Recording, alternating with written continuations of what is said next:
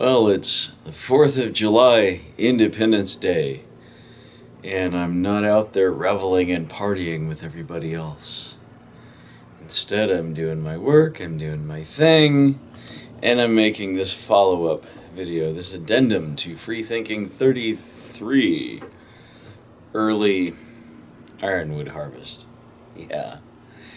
Because really, it was something to celebrate back then when our forefathers, our British forefathers, broke away from Great Britain, which was an empire where the sun never set. But nowadays we have another empire over there in Washington, D.C. that has absolute power and can do anything it wants, and there's nothing to stop it because it doesn't believe in the 10th Amendment of the Constitution, and hence it doesn't adhere to constitutional restrictions at all.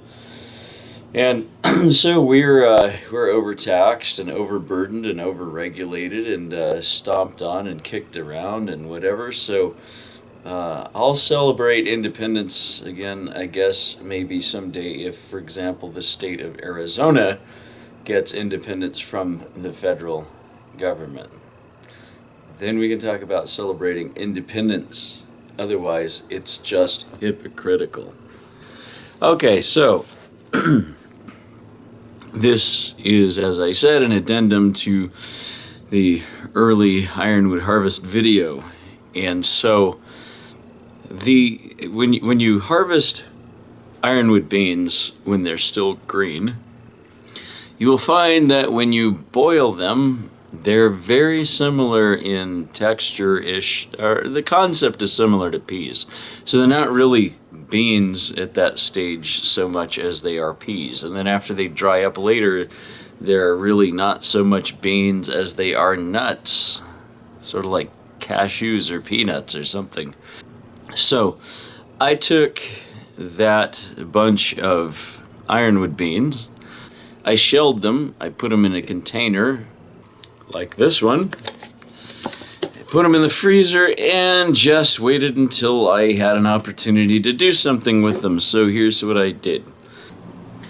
So here's the green ironwood beans, or in this state they are really peas, and they even kind of look like peas, just a funny color, Here we go. Get you a good view of the ironwood peas. Okay, so I boiled them, and I ended up having to reheat them because I had to leave before I could eat them. And they have the texture of peas. And I mixed in there some salt, butter, and even a little cheese. And here's the taste test.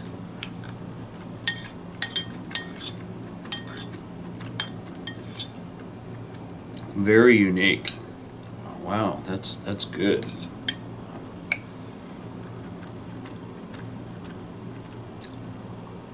Honestly,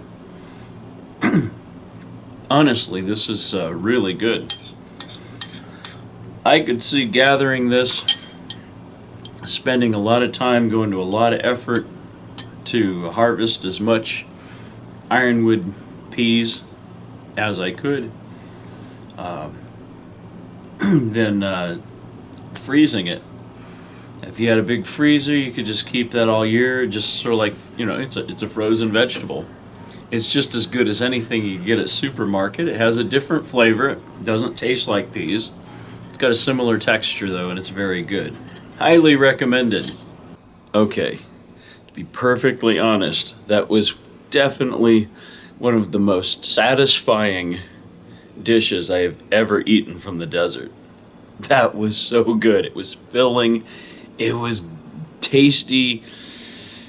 I could eat that all day, and I have no idea why that hasn't taken off and become part of our diet, except that we transplants, and I'm talking about my European ancestors, we transplants from the other side of the world just brought the food we liked with us instead of learning to eat the food that's here.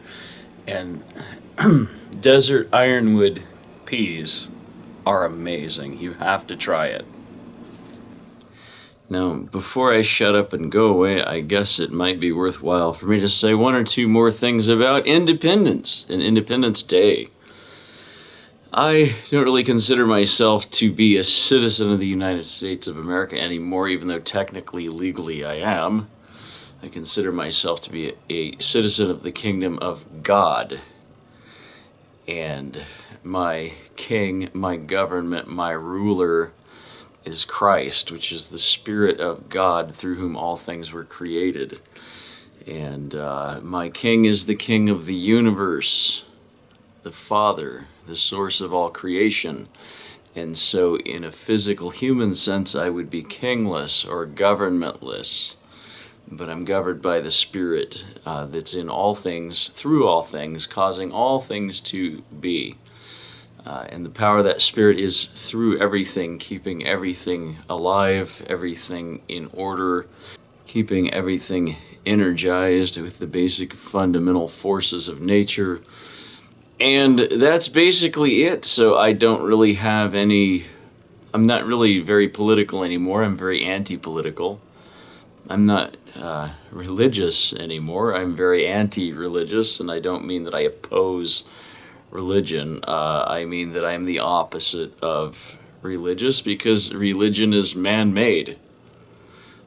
God is outside of religion. God has nothing whatsoever to do with religion, except that religion purports to bring people to God, but we know that Jesus said that religion keeps people away from God.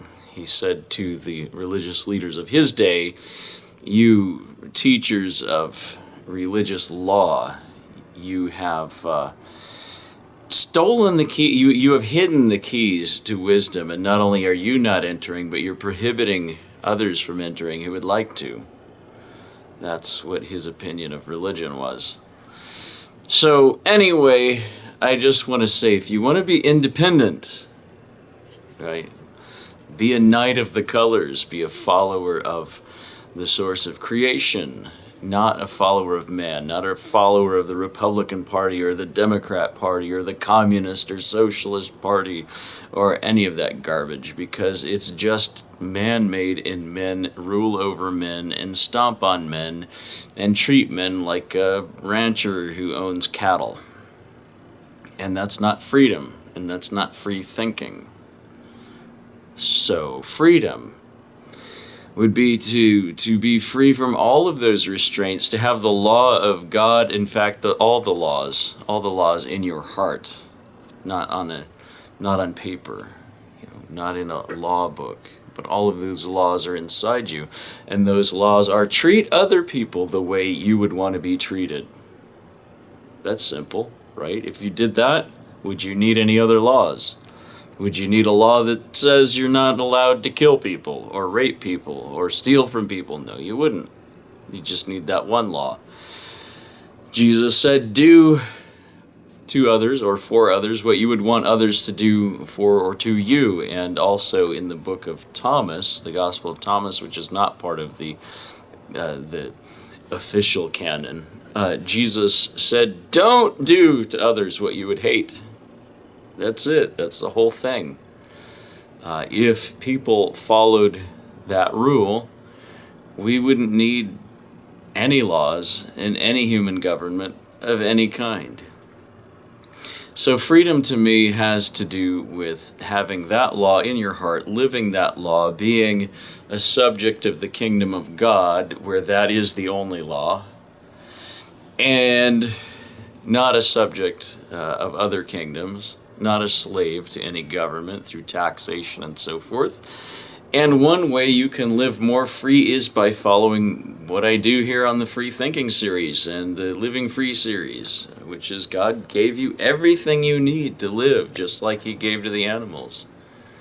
So why not take advantage of that and enjoy it, and stop believing that you are forced to live in a society that requires man-made money and man-made, all that other stuff. Have fun.